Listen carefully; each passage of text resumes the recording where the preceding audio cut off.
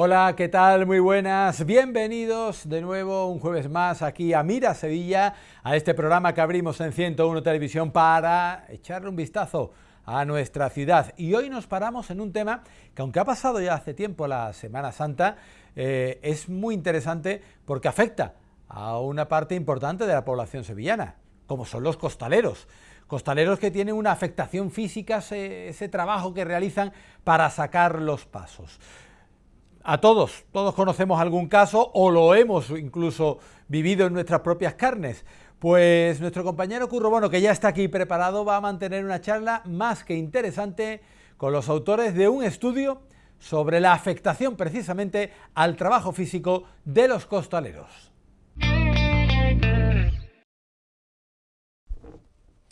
La Universidad de Huelva, en colaboración con la Universidad CEU Fernando III, están organizando un proyecto piloto para monitorizar el esfuerzo y el rendimiento de los costaleros durante la Semana Santa y sus ensayos. Vamos a saludar a los integrantes, a las almas, a los pulmones de este proyecto. En primer lugar, saludo a José Robles, de la Universidad de Huelva. ¿Qué tal? Encantado. Buenas tardes. Un placer estar aquí. Y ahora le damos la bienvenida a Rafael Ramos, de la Universidad CEU Fernando III. ¿Qué tal? Buenas tardes, bienvenido. Bueno, pues de nuevo, un proyecto pionero, ¿no?, que une la salud con la ciencia en el contexto de la Semana Santa. Y en primer lugar, ¿esto cómo surge? ¿Cuál es el origen de este proyecto que vamos a explicar a continuación y que tanto bien le podría hacer al gremio del costal? Pues realmente este proyecto surge a raíz de mi tesis doctoral, que yo hice en 2017, analizando el esfuerzo físico de los costaleros, que la hice en la Universidad de Huelva, pero tenía un director de tesis de mi Universidad de Huelva y un director de tesis de aquí de Sevilla, que de Ciencias del Deporte, y lo que queríamos era aproximar a ver cómo era realmente ese esfuerzo que realizan los costaleros durante la estación de penitencia. Ahí empezó, extraímos los datos, se hicieron muchas pruebas físicas, tomas de tensiones arteriales para calcular el esfuerzo. Y siempre, claro, la aproximación al esfuerzo del costalero, en aquella época lo que pudimos saber o hacer era, la hermandad donde lo hicimos, la hermandad del prendimiento de Huelva, pues calcular su estructura, medidas, pasos, puntos de equilibrio. Claro, que hemos querido dar un paso más, es decir, ¿cómo podemos medir ese esfuerzo realmente? Y ahora es donde, en este proyecto que estamos ahora, decir, vamos a monitorizar realmente, teniendo el conocimiento que tenemos ya de los pasos y como tal, monitorizar lo que es toda la estación de penitencia al completo para poder tener una aproximación más real a ese esfuerzo. Y en este sentido buscáis también la colaboración de la Universidad CEU, ¿no? Correcto, y ellos son además los que nos aportan la parte de ciencias del deporte, que te puedo explicar mucho más, porque al final el esfuerzo, nosotros tenemos el enfoque de la salud, pero ellos tienen esa capacidad de análisis mucho más, pues, de movimiento, de esfuerzo, de desplazamiento, y son, pues, los dispositivos, incluso los dispositivos que utilizamos, son ellos los que Porque partiendo desde cero, ¿no?, para los no especializados en esta materia, entiendo que ponéis un objeto, un software, ¿no?, en la parihuela, que es lo que mide el esfuerzo, ¿no? No sé cómo sería. Exacto, es un dispositivo más o menos de este tamaño, en el cual es un GPS y un GPS, ¿no? Nos va dando, digamos, toda la información en tiempo real y un análisis posterior donde podemos descargar muchos datos que nos van diciendo de la fuerza que van aplicando, la aceleración o desaceleración que van haciendo en todos sus movimientos, y nos va dando también otra serie de variables que nos va determinando cómo está siendo el rendimiento del costalero en cuestión. Claro. Sobre el rendimiento, entiendo que habéis hecho esa prueba experimental, ¿no?, en las trabajaderas del prendimiento de Huelva, como bien decía José. ¿Qué datos concluyentes habéis podido sacar que os hayan sorprendido? Estamos en ello. ¿Estáis ahora mismo Tenemos que analizarlo resultados? Porque, además, siendo un estudio piloto como hemos hecho, lo suyo sería que fuéramos encontrando la posibilidad de colocarse el costalero como tal. Claro. Para poder individualizar más todavía todos esos datos. ¿Qué ocurre? Que, claro, ya en el mundo deportivo vemos que hay determinados deportes como el rugby que la misma camiseta lleva ya como una especie de bolsillito y se puede colocar. En el caso de los costaleros tenemos que ver realmente cómo puede ser de la manera más efectiva colocar ese aparato para que no se distorsione después poniendo costal. Claro. Si me molesta aquí, si le ponemos un peto muy pequeño, igual después no es tan cómodo y ellos mismos dicen, no me pongas esto, ¿no? Entonces tenemos que encontrar ahora la posibilidad de ir cuadrando esto y poder hacer, digamos, otras pruebas con la misma hermandad u otras que quieran colaborar. Es que es complicado eso al principio. Yo creo que lo importante era eso, hacer un pilotaje para ver y poder extraer los datos si son concluyentes o no. Además, tenemos el enfoque del poder medir la estación de penitencia y también creo que sería interesante utilizarlo como hemos intentado hacer también en una prueba en los ensayos. Es decir, podemos medir en los ensayos cuánto se aproxima realmente, es decir, podemos medir de esa manera el tipo de trabajo que se hace en un ensayo y después compaginarlo con el que hace en la estación de penitencia. Ellos, que son los expertos y los especialistas en entrenamiento y en rendimiento, podrán ver si podemos monitorizar algún ensayo.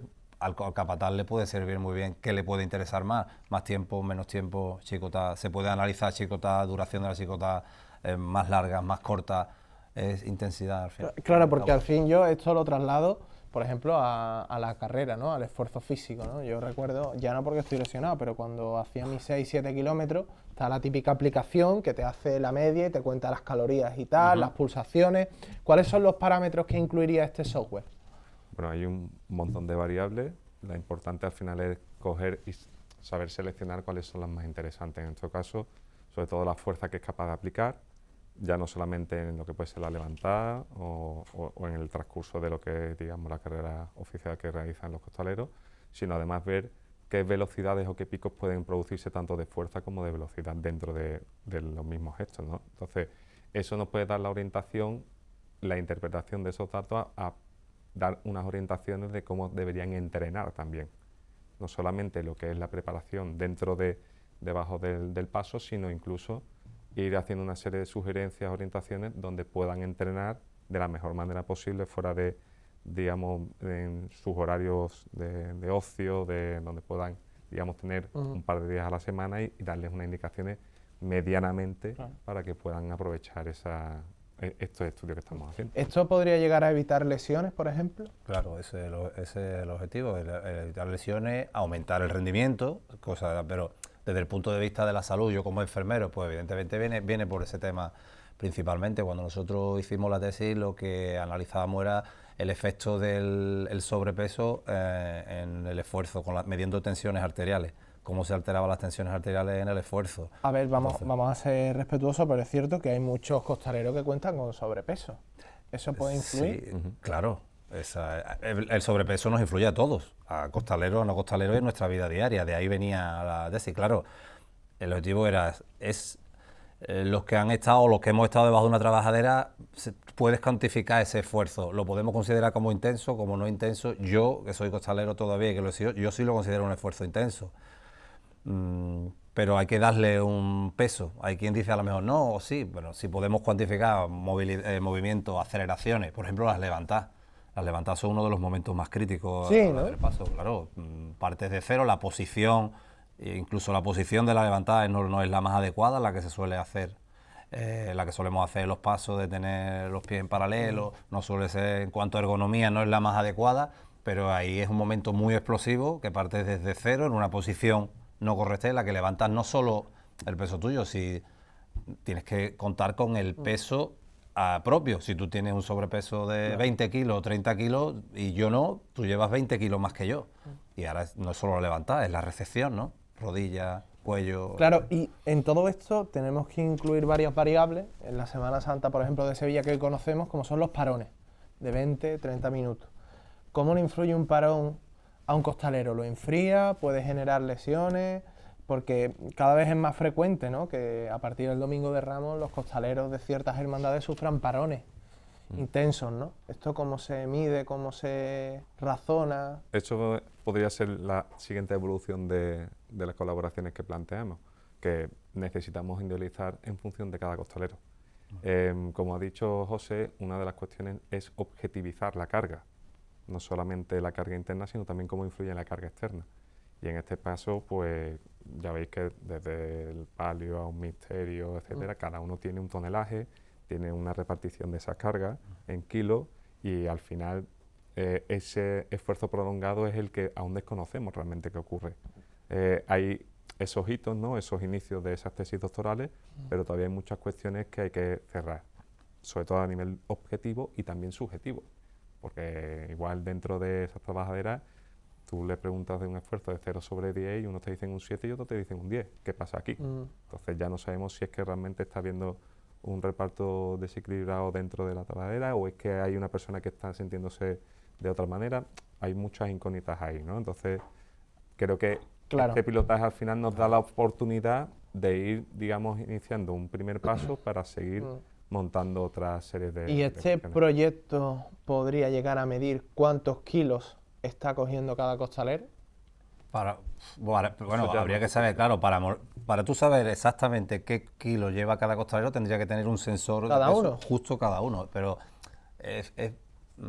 al final hay que trabajar con media, porque a lo largo de un recorrido hay calles, las luces, o sea, las aguas de las calles, se puede aproximar lo máximo posible. Nosotros al principio que hicimos, pues bueno, cogimos la hermandad con la que le hicimos, que el emprendimiento pasó enorme, de unas dimensiones enormes, lo pesamos estructuralmente, hicimos la distribución para la distribución de carga, dónde estaba el centro de masa, porque no es lo mismo estar delante que detrás. Claro, no es lo mismo la inclinación, por ejemplo, un paso que de norma general la delantera suele estar siempre más levantada que la trasera, pues puede afectar mucho más si el peso está más atrás. Entonces, para individualizarlo es complicado, pero para eso necesitaríamos un sensor individual. La cuestión es la aproximación. Las dos últimas. ¿Ser costalero puede determinarse o definirse como también un deporte o no? A ver, es un rendimiento físico. No es un rendimiento deportivo, pero es un rendimiento físico y eso necesita, igual que tenemos a fuerzas del orden y tenemos a bomberos y tenemos otros, digamos, profesiones donde hay una alta exigencia física, el costalero tiene una exigencia. Entonces, la oportunidad de crear este tipo de vinculación es precisamente dotar al costalero, a las hermandades, de una información útil, práctica y real de lo que está ocurriendo en el día a día de ese esfuerzo además hay que sumarle el peso como tal, pero ahora la temperatura, el hacinamiento, porque no te permite muchas veces, y después, por ejemplo, hay una herramienta que utilizamos aparte del costal que influye mucho desde el punto de vista de salud, que es la faja. La faja, no solo que la ponemos evidentemente para proteger la zona lumbar, pero eso hace una compresión que afecta también al sistema circulatorio, o sea, es todo... Este proyecto, por último, ¿en qué fase se encuentra y cuáles son las posteriores que vais a desarrollar? Estamos ahora mismo, es reciente, hemos empezado, ¿no? ¿Cuándo fue tan reciente como hace, pues fue la... ¿Con el emprendimiento de Huelva? Fue esta Semana Santa, vale, hicimos el pilotaje, sí, fue esta misma Semana Santa, vamos a ver, estamos en modo para analizar, a ver qué datos podemos obtener y después cómo podemos distribuirlo, a ver si se pueden utilizar más, en vez de monitorizar en el centro de masa, que es el punto medio, pues a lo mejor en partes diferentes, o como dice el compañero Rafa, monitorizar a cada uno de los costaleros, que sería interesante. Ahí es donde entra la cuestión. Ese tipo de aparataje necesita una inversión, ahí a que el aparataje que utilizamos es, dentro de lo que hay en el mercado, de los que más se utilizan, y a día de hoy muchos equipos de élite, en primera división, en fútbol, en baloncesto, en ACB y demás, lo utilizan semanalmente para poder prescribir mejor el entrenamiento de sus deportistas. Y también lo que ocurre cuando salen de esfuerzos muy extenuantes para ver cómo pueden preparar esa semana. Eso a día de hoy solamente lo podemos hacer con lo que nos han ido diciendo los costaleros, pero no sabemos realmente si estamos objetivizando bien el descanso o ese trabajo. Antes me decían lo de qué ocurre durante esa media hora, no lo sabemos. Entonces es otra oportunidad de ver cómo podemos ayudar y ofrecer esa información a estas personas, ¿no? Rafa, José, pues nos quedamos sin tiempo. Agradeceros a los dos vuestra participación en esta casa en 101, sobre todo para explicar este proyecto que, como decíamos, intentará pues medir y cuantificar el esfuerzo físico de los costaleros. Ahora sí, continuamos mirando a Sevilla a través de los diferentes proyectos, perspectivas, detalles y curiosidades que nos ofrece esta capital hispalense a la que miramos cada jueves aquí en 101. Gracias, Curro, por ahondar un poco más en ese estudio, en esa situación que afrontan cada costalero, cada cuerpo de costalero. Cada cuerpo es un mundo, evidentemente, pero a todos los afecta de una manera muy, muy, muy concreta, y saber también tener unas pautas para que esa afectación sea la mínima posible. Pues de los costaleros y su cuerpo nos vamos ahora a Soy Salud. Y ojo, muy importante, porque vamos a hablar del Banco de Alimentos.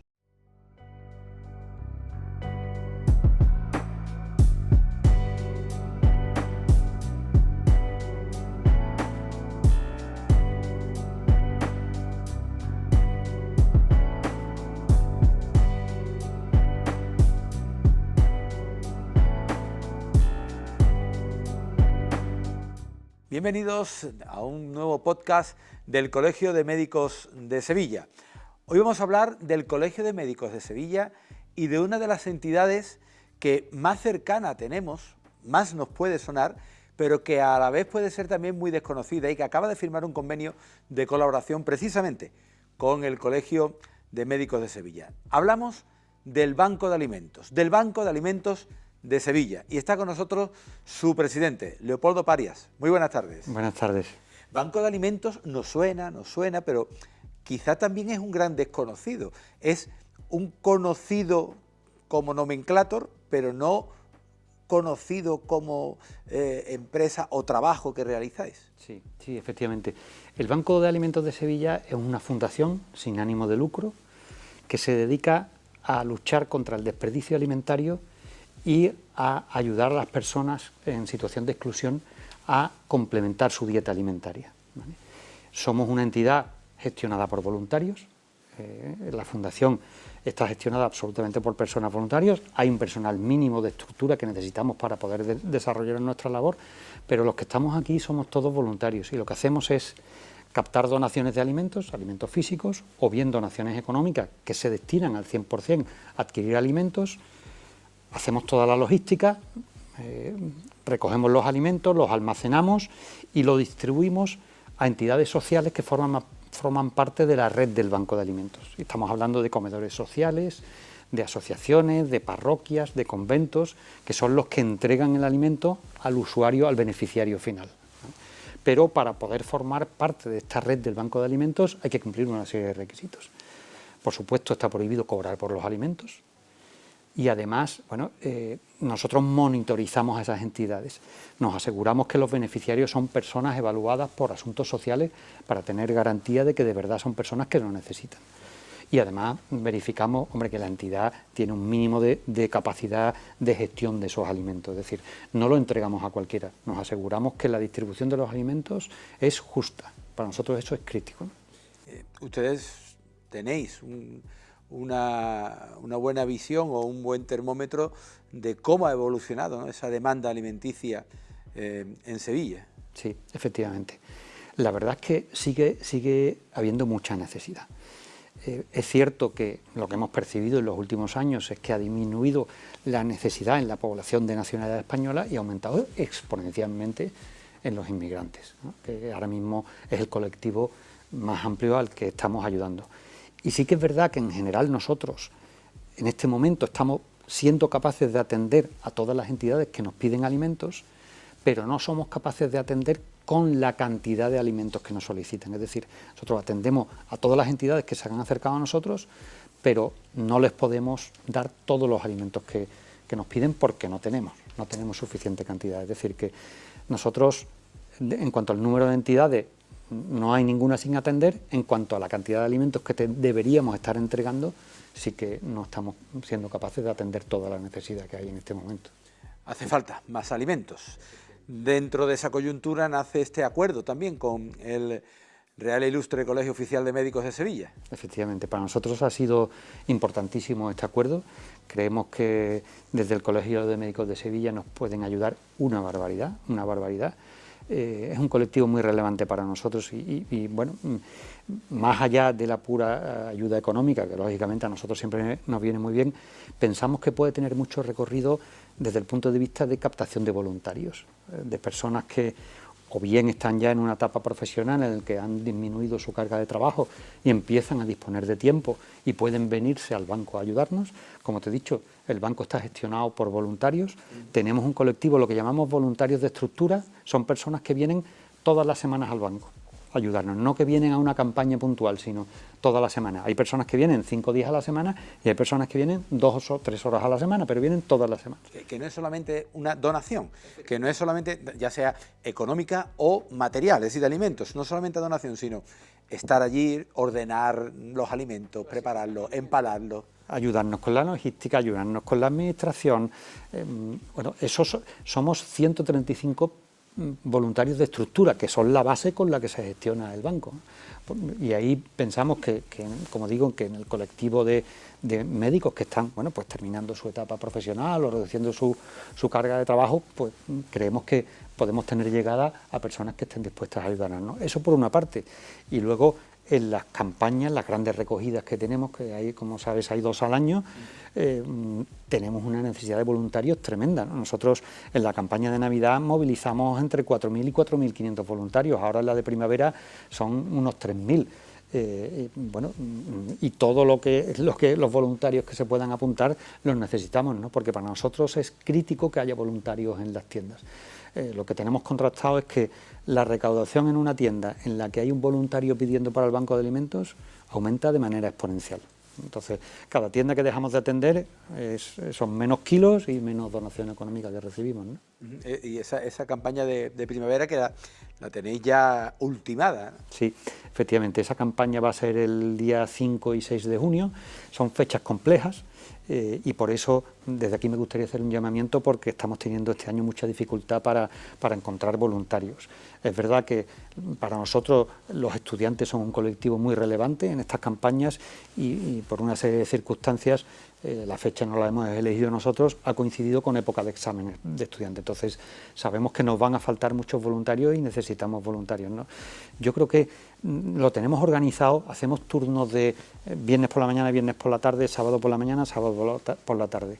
Lo normal es que haya 2 personas para no estar solos, con lo cual entre un grupo de 8 personas se pueden hacer cargo de una tienda. Yo animo desde aquí a familias, amigos, compañeros de profesión que en grupos de 8 pueden hacerse cargo de una tienda y hacer una labor extraordinaria para el banco de alimentos y para las personas que de verdad necesitan esos alimentos. ¿La sociedad sevillana es receptiva con el banco de alimentos? Sí, hombre, la sociedad sevillana siempre responde. Lo que pasa es que, claro, la necesidad es mucha y las tiendas son muchísimas. Nosotros atendemos todas las tiendas de Sevilla capital y toda la provincia, o sea que al final son más de 500 tiendas que hay que atender, y como digo, pues son miles de voluntarios que hay que organizar para asegurarse que en todo momento haya voluntarios en el mayor número posible de tiendas, y bueno, pues eso es una gestión compleja. Compleja, difícil, que hay que hacerla, y la hacéis sin ánimo de lucro. Eso tiene un mérito enorme. Sí, bueno, los bancos de alimentos nacieron con ese espíritu, que tenemos un ratio de eficiencia que llamamos nosotros del 97%, que es el más alto que existe. El ratio de eficiencia es la cantidad del dinero que tú recibes que destinas a tus fines sociales, a compra de alimentos. Estamos altísimos porque gastos de personal prácticamente tenemos muy poco. Lo que sí tenemos, oye, un almacén que tenemos que pagar la luz y tal, porque necesitamos almacenar los alimentos, los productos frescos que necesitan una cámara, en fin, un mínimo de estructura sí que tenemos, pero somos una fundación con una eficiencia en la gestión de los recursos altísima. Leopoldo Parias, para aquellos sanitarios que nos estén viendo, para todos los que nos ven, sean o no sanitarios, ¿qué le podemos decir? Bueno, yo un poco lo que te he transmitido. Bueno, toda aquella persona que tenga inquietud por ayudar y por dedicar tiempo con cierta recurrencia al banco, pues necesitamos mucha ayuda allí, ¿no? Y yo siempre se lo digo a los voluntarios que se apuntan. Yo creo que al banco de alimentos hay que ir a ser feliz. Y hay gente que es feliz dedicándonos un par de horas o 3 horas a la semana, y tenemos voluntarios que están a las 7 de la mañana de lunes a viernes hasta las 3 de la tarde y son felices haciendo eso, ¿no? Yo creo que lo que te devuelve el banco es mucho más de lo que tú le das. Entonces yo quiero animar a las personas que tengan tiempo para ayudarnos, que seguro que van a disfrutar mucho y pueden hacer una labor extraordinaria. Seguro que sí. Muchísimas gracias, Leopoldo, y que sea todo un éxito la campaña de primavera y todo el año por delante que queda. Muchas gracias a vosotros. Y hasta aquí nuestro podcast aquí en el Colegio Oficial de Médicos de Sevilla, hoy hablando de esa alianza entre los médicos de Sevilla, su colegio oficial y el Banco de Alimentos. Pues tomen buena nota de lo que han escuchado en el podcast del Colegio de Médicos de Sevilla con el Banco de Alimentos y la recogida de primavera. ¿Que no lo han escuchado bien? ¿Que han llegado tarde? Pues lo tienen muy sencillo. En la aplicación de 101 lo tienen, en la app de 101, en esa aplicación que pueden encontrar para su tablet, en la Smart TV y para cualquier dispositivo móvil, ya sea de iOS o también de Android. Así que no tienen excusa y además tienen canales temáticos dentro de la aplicación de 101 Televisión. Volvemos el próximo jueves, que ya será junio y además jueves de Corpus. Pero aquí estaremos en 101 Televisión, en Mira Sevilla. Muy buenas.